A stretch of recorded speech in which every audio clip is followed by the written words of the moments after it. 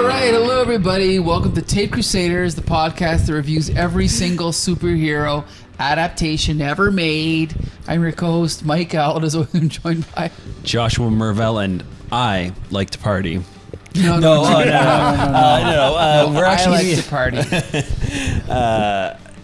I wish we were talking about Hot Rod. Yeah, but instead we just we're watched talking Hot about Rod. Spawn, and we're joined by Meteor co-host champion that banished Spawn from being viewed tonight. Yes, in place of Hot Rightfully Rod. so. and thank I feel God like, yeah. I did, because wow. Okay, This was way more fun to watch. Hot Rod. okay, let's just talk. Ian, what do you know about Spawn? Before you saw this movie, Nothing. nothing. I didn't know a thing. I got the sense that he was kind of like a Spider-Man, but like an evil Spider-Man, but not Point. evil. Interesting observation. Like dark Spider-Man, but also not. Like there's isn't there an actual Spider-Man? So Dark it's Spider-Man? kind of interesting. It kind of is he is kind of connected to Spider-Man in a sense, right? Like, Can I give the capsule Yeah. review, the capsule summary? yeah. There's a guy named Todd McFarlane who drew Spider-Man in the late 80s, and he became really popular. And he was the most popular artist probably of the late 80s. And he got so popular that he basically gave the middle finger to Marvel It's kinda because they rude. wouldn't let him do what he wanted to do. He was like a little too dark and graphic, especially for And violent. Spider-Man. Okay. Yeah. He was a bro. He's a imagine a bro being a comic artist. That's Todd McFarlane. Like a dude, bro? Like a dude bro, okay?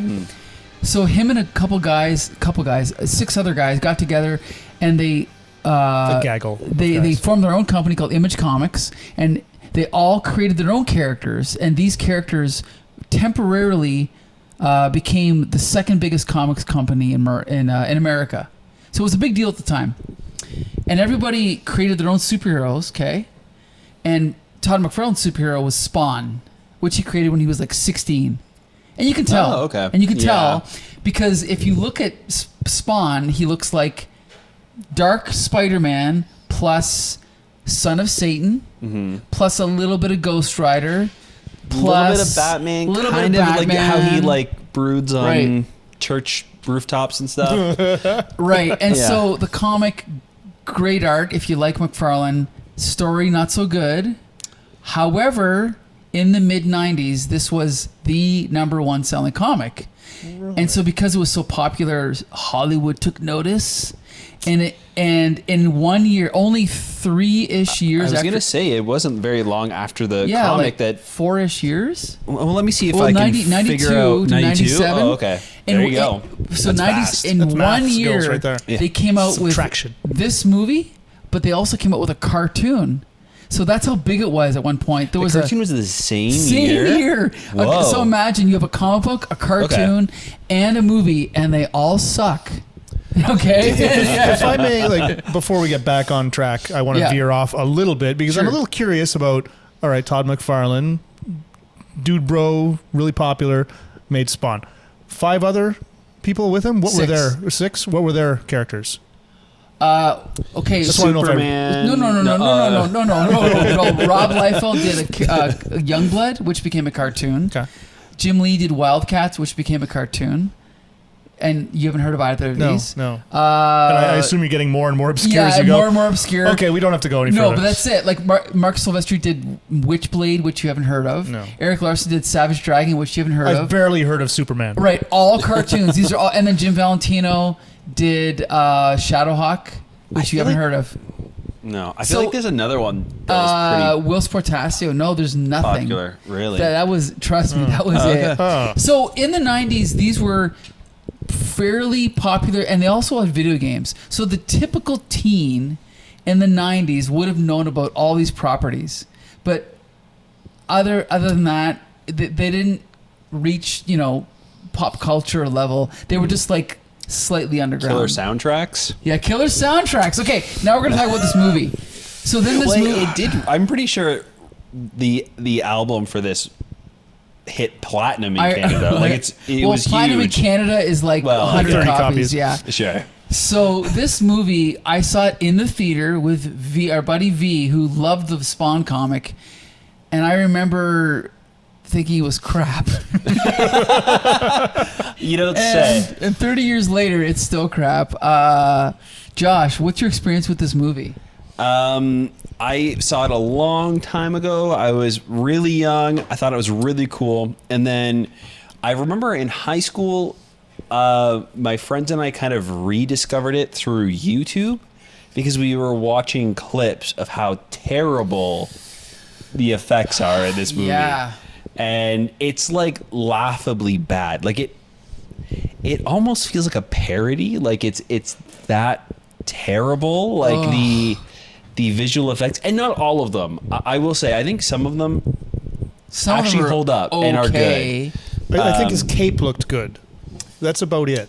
Ooh, I don't even know. Here's the thing. And only then, only at times. I think that when the clown turned into the demon thing, it was really rough. But then there were shots of it that was really good, and it's because they did the Jurassic Park thing, because they actually had an animatronic like puppeteer demon, right?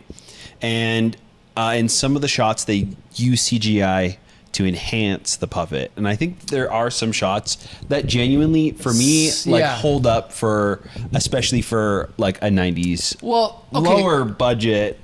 Okay, movie. It's funny you mentioned budget. The budget started at $20 million. Okay. And then the studio saw the rough cut and they're like, this is awesome. We're going to double the budget. We're going to give you another $20 million. And so you can see it because you watch the movie and you can see like the original shot and you can see where they just took other special effects and put them on top of the shot. Like Spawn's cape, like, okay, yeah, Spawn's cape, it's very fluid and very whatever, but it clearly to me looks grafted onto the movie. And I felt like that for a lot of the movie, but I gotta say, the special effects that were horrendous to me, anything in hell. Oh yeah. Anything in hell. Terrible. Floating mountains with a million guys all... And they kept going back to that. Like, I lost track of how many times that army just sort of rose up out of the... We're doing this again? And then the big... I'm assuming the devil? Malbolgia, the devil. Sure.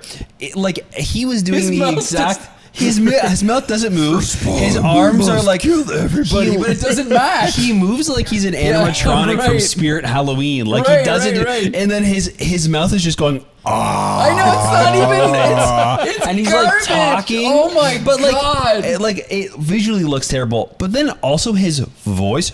I'm gonna. It's not even like intimidating. Like they couldn't have gotten somebody. Everybody used that voice in this movie. No, Josh. We have to give credit where credit's due. That's Frank Welker. Well, he's done plenty of things that are better than this. But he also reused this. This voice is the same voice he used for like 5 other characters, and I think it's just because it sounds like a 70s. It's like. This is 70s scary. It's 80s scary, and now it's also supposed to be 90s scary. But we've already seen it 4 or 5 other times. I think that's the problem. But also the fact that the voice, like the guy's mouth doesn't even match. Yeah. And apparently the creators were like, well, we figured it doesn't need to match because they're in hell and what? You know what? Good point. Yeah, good point. Then they don't have his mouth slowly open up and down. Like have him like just like close and look at somebody and then the voice comes out like something you know what I mean? Like you can't I would buy it that. And the thing is, okay, apparently when they were he's a magic cape for some reason. Like, I believe that when the devil can say something to my brain. It doesn't when they were planning these shots, apparently like this whole vision of hell was kind of last minute. No shit. But it's just like they didn't know how they were going to do it. But I'm not kidding. Go back to movies we've seen like Labyrinth and Dark Crystal and just do something like just have this stage with a couple lights. It'd be better than what they had in this movie, right? Yeah. And what was the movie where it took place in the really smoky graveyard for half of it? That we saw? Oh yeah, it was Smoky Graveyard. The Shadow. The Shadow. Yeah, that Spirit Halloween looking backdrop was scarier than anything in the hell scene. Friggin', we just watched Neverending Story a couple of weeks ago. Yeah. And 100%. my God, is that far more terrifying on no budget than this. Yeah. Okay, so we got to talk about the plot. Okay. And now we're done talking about that. Yeah. No, wait. I just got to say, in the comic, this is where I learned the lesson that it is much easier to when you're telling a mystery, it's much easier to ask questions than to answer them. And so the comic has a fairly intriguing beginning where the first few issues, it's like Spawn kind of wakes up in an alley and he's got this costume and these powers and he doesn't know how he got them, and he keeps having flashes of like, who's this woman? Oh, it's my wife Wanda, and visions of being a CIA agent, and it's kind of like a mystery where he figures out, oh, this is me, I'm a CIA agent, oh, this is my wife, oh, I died, and it's kind of interesting. But in this movie, they just do it backwards, and they start with, but one last mission. Yeah, and it's bad. You know what, though? I think the reason it's bad is because they don't start with what they should have started with. If you're going to do it where we know him before, you need to show his personal life. You need to show like the thing that he's fighting for. Because when we're introduced to him, he's just some military guy that is killing everybody. And he's like, all right, I'm only going to do one more mission. And we don't know why.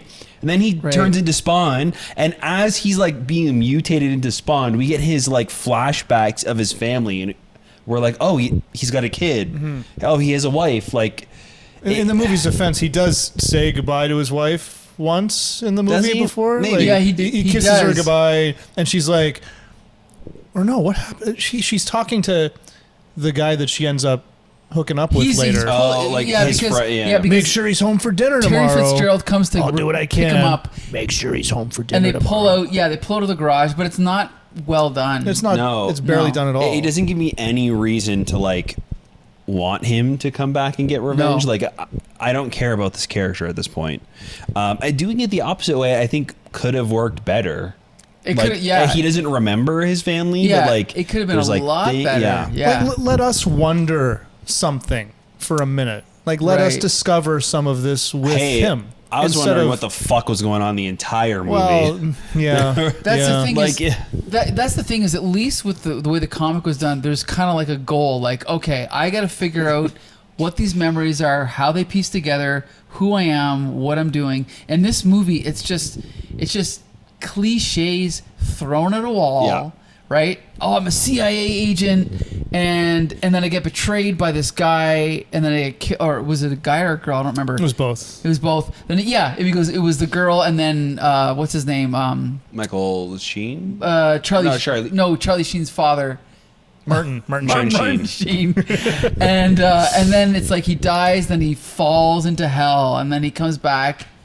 And then after the my God, do you remember the scene where the devil enlists him to command his army, and he falls into hell like, if you command my army, I will let you see your wife. What is your answer? Yes, I'll lead your army. That's the scene. I know, it's garbage. It's shit. It's supposed to be here's the thing is, when I read this as a teen, I was not familiar with Faust, and I'm still not familiar with Faust, but at least I know Faust exists. But so when I read it as a kid, I was like, Todd McFarlane's a genius. And then I realized, this is okay, I get it. It's Faust. But Todd McFarlane also was not familiar with Faust. He's just familiar with things that have ripped off Faust. And the thing is I think he probably got this all from Son of Satan, which is a Marvel comic where the son of Satan, I think he realizes he's the son of Satan, but in this, Spawn realizes he's an agent of Satan, and he made a deal with the devil, which is kind of a cool idea. Mm-hmm. And the deal is like, you can lead my army, but you have to.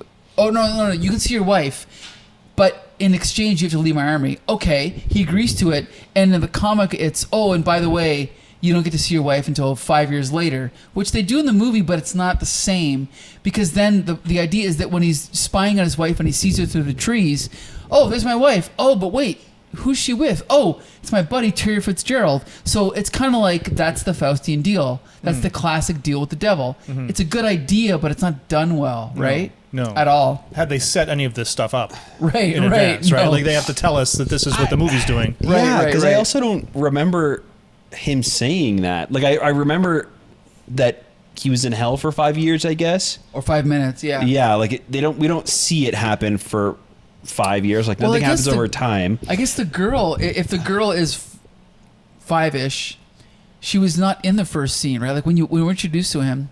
I don't remember. So In fact, it wasn't until almost the end of the movie that I realized that, oh no, this is in fact Spawn, whatever the guy's name is. It's his daughter. I thought that it was Terry Fitzgerald's daughter. Yeah. Yeah. Until the end of the movie, I thought that was his daughter. Spawn's daughter.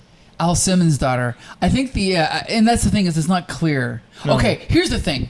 There's germs of ideas that are decent in this movie, not executed well.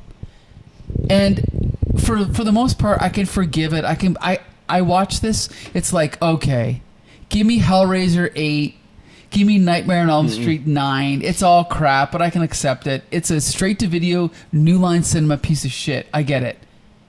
But then on top of all that mediocre shit, there's a really bad thing, and that's the actor that plays the clown, John the Leguizamo. Violator. How do you pronounce his name? John Leguizamo. Okay, John Leguizamo. Nailed it. Leguizamo, I think. John Leguizamo. John Leguizamo. Gue. Okay, let's just, it doesn't matter. He gives the most annoying performance of the 20th of the 20th century. I'm not kidding. Of any century. Of 2 centuries, of all the centuries. And that's not an exaggeration, because I've seen a lot. He's not funny. He's not witty. He's not. You didn't like his fart jokes? I didn't like any of the jokes. None. What about the of fart them. jokes where the green glowing gas came out of his bum? Garbage. It's pretty funny. I couldn't stand his face, his delivery. I couldn't stand the writing. Nothing. You know what? I think that, the writing and the delivery is not great. I think that definitely has to do with the writing. I think physically, I kind of liked him in the role. I think that the makeup and the costume is great.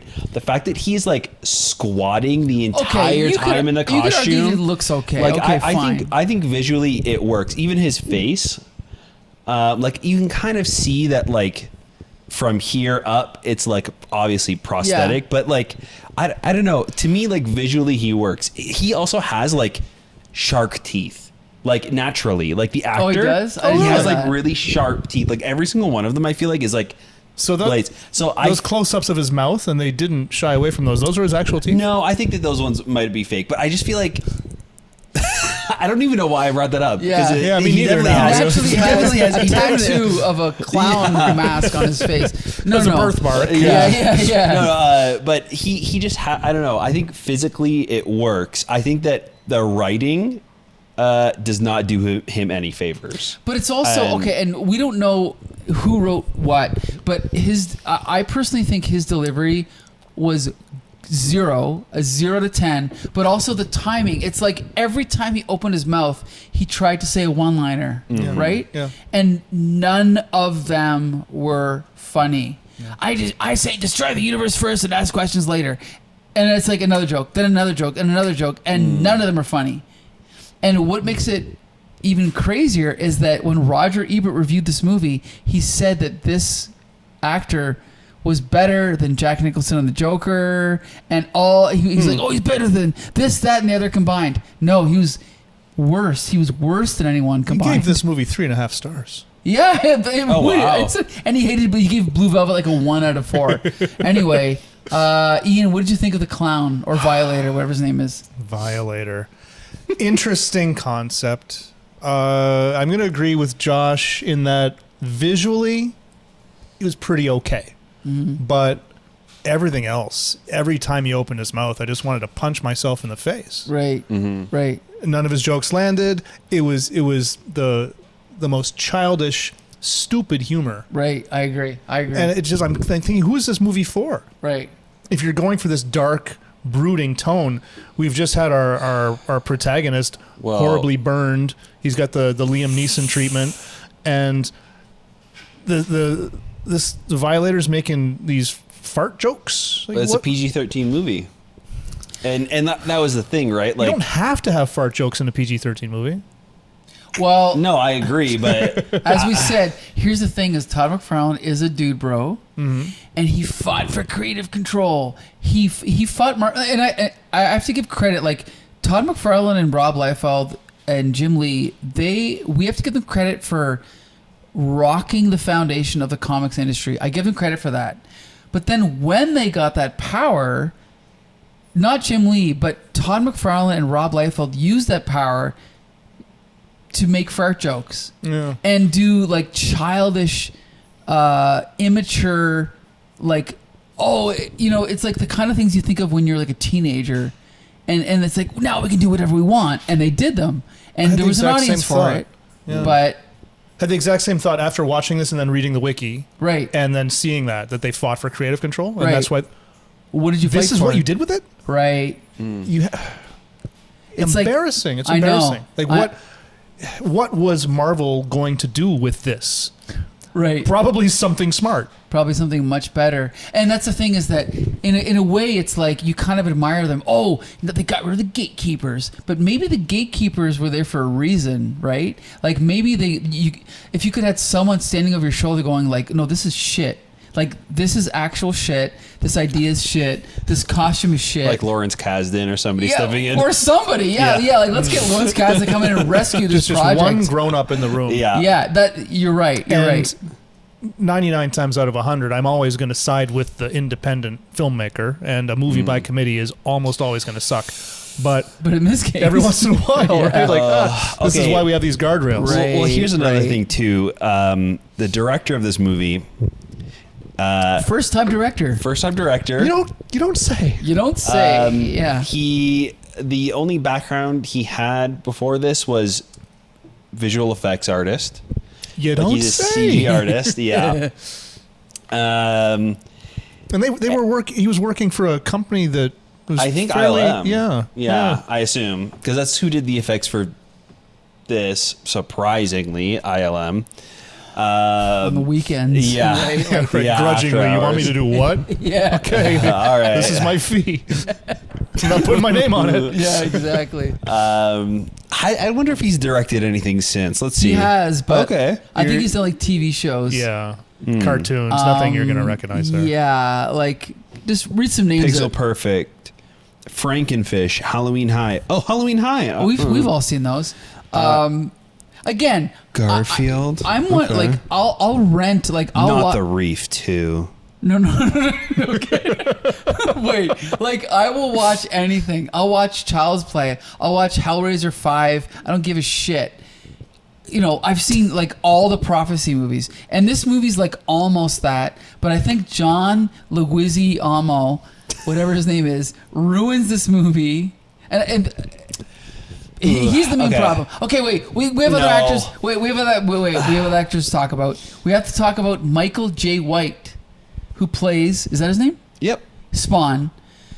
Most famous for Black Dynamite. Oh yeah, you're right. Yeah, you're right. Yeah.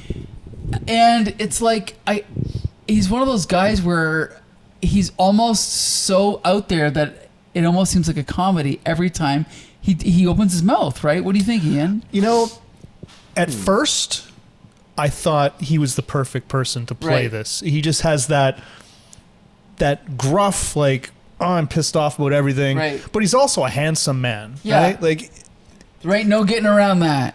So I think, all right, this is a good casting choice here. But then 5 minutes into the movie, Liam Neeson, and he's in a prosthesis for the rest of the movie. So we can't see his face. We can't see him emoting as well. Good point. So it's just a guy in a rubber suit for the rest of the movie. So I don't know. Like, he was okay for the first 5 minutes, and then it doesn't matter. Yeah, that's a good point. Yeah. I always wonder why Todd McFarlane chose. It's like, oh well, he was burned in real life, so obviously he's going to be burned in hell. Like, why? He's like a resurrected corpse. He can be whatever you want. You're the writer. Just make whatever you want. Yeah. Anyway, Josh, what do you think about Michael J. White? Yeah, he's fine. I think that he plays a good like straight man to the clown. Like it's okay.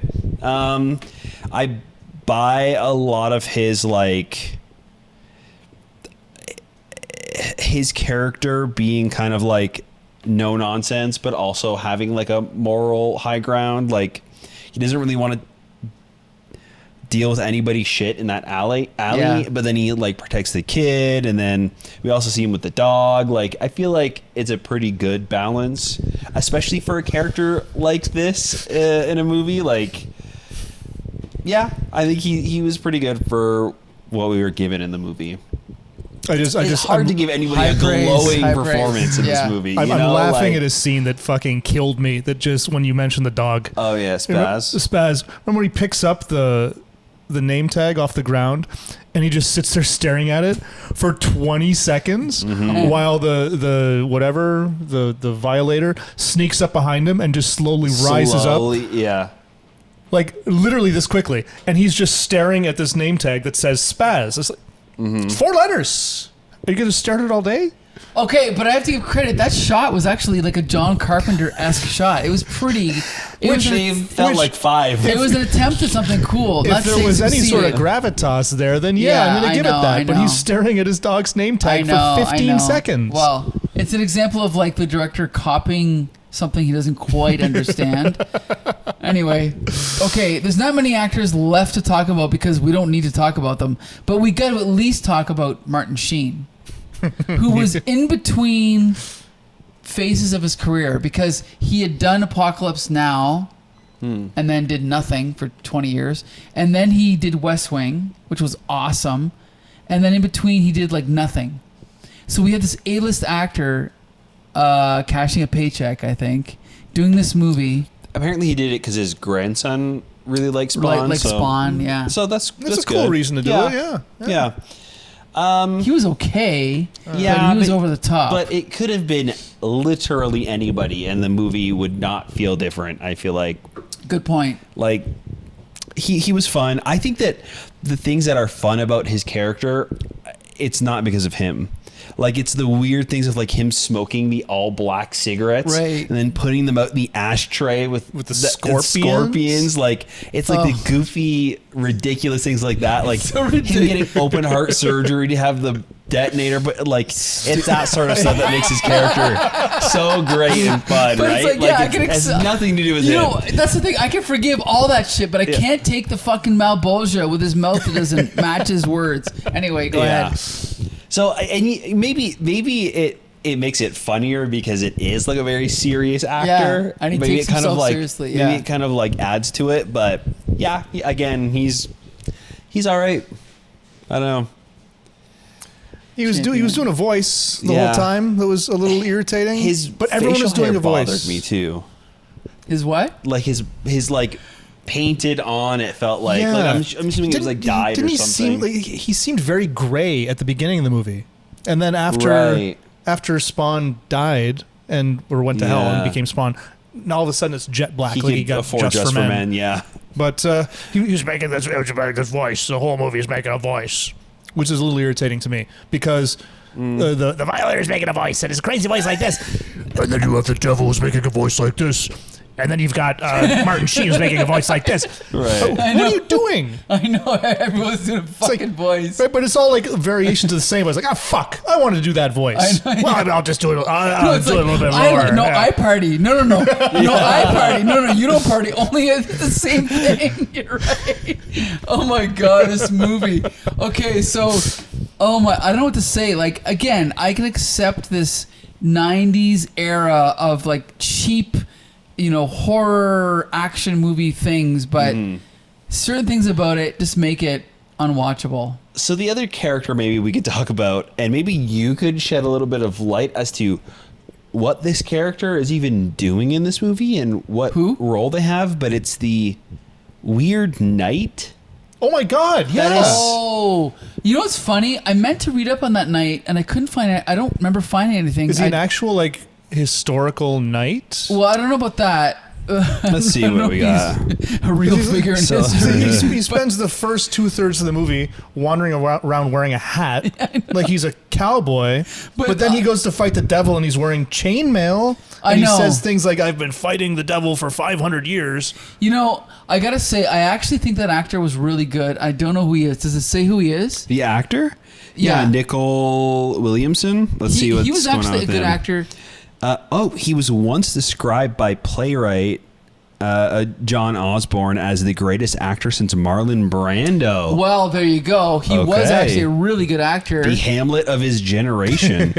See? But who the hell did he play? The character? Yeah. Nicholas Coglis. He's a character from the comic? Yeah. See, I read the comic when I was a teen, but I don't remember this character. But you know what? I have to say, he was the best character in the movie. He was the only character that felt real. It's probably because he's the best actor since Marlon Brando. But I actually remember thinking, like, oh, this guy is actually a real actor that they just, like, fell into. And you know why he's the best character in the movie? Why? Because he didn't use a voice. Maybe he used his own voice. Yeah. He's the Christopher Lloyd of the Spawn franchise, right? Like Christopher Lloyd playing a Klingon. He just uses his regular voice. You're right. So, yeah. Well, Josh is reading Wikipedia. We're going to keep talking. Yeah, but, I guess... He's just fascinated by this character. It's so interesting. I guess he was supposed to be like the angel over his shoulder, where Violator is the devil. But it doesn't feel like that in this movie, at least. Like, that's definitely more a comics thing. And I guess he was also a former devil spawn. And again, I read this as a kid, but I don't remember. He did mention something about that in the movie. They do both go to hell and fight him or something, but... He was part of Satan's army and he got out of it somehow. Why is he here? How does he know what Spawn's doing? Like, it doesn't... I don't know. Again, I think the elements are all there, but I guess... Look, we can't talk about this forever. Here's my final question. If you could remake this movie, what is the main thing you would do to fix it? Okay. So I would make the evil plan clear. Because...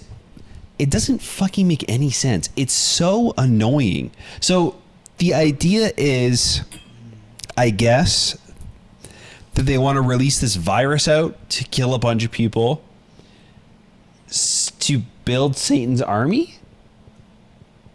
Right? Possibly. That might be... Okay. There is the aspect of this virus that they get from North Korea. And they're going to release it for monetary gain because they have the only vaccine. That I get. But why does the devil and the Violator want to have the vaccine part? Because they're evil. So the Violator's plan to make Spawn to kill the businessman so he doesn't release the... like. It doesn't everything. He wants this weird web that Satan wants Spawn to kill the businessman because he has the detonator in his heart, and that detonator, when he dies, will release the virus. Do you remember and kill who everyone. told him to put the thing in his heart? The Violator, the clown guy. Yeah. Why? Just kill him because he's working for Satan. And because we need a convoluted story for the movie to happen. But doesn't Satan also want the thing to go off? Like the Violator and Satan are on the same page. So why don't they just like it doesn't make any sense. It makes sense if you're just trying to make a confusing movie that doesn't make any sense. Yeah, it makes sense if you go la la la la la la. Yeah, that's how you have to watch this movie with your fingers in your ears. I'll just say quickly, if they would have followed the comic, it would not have been great, but it would have been better. That's all I'm going to say. Ian, how would you make this movie better?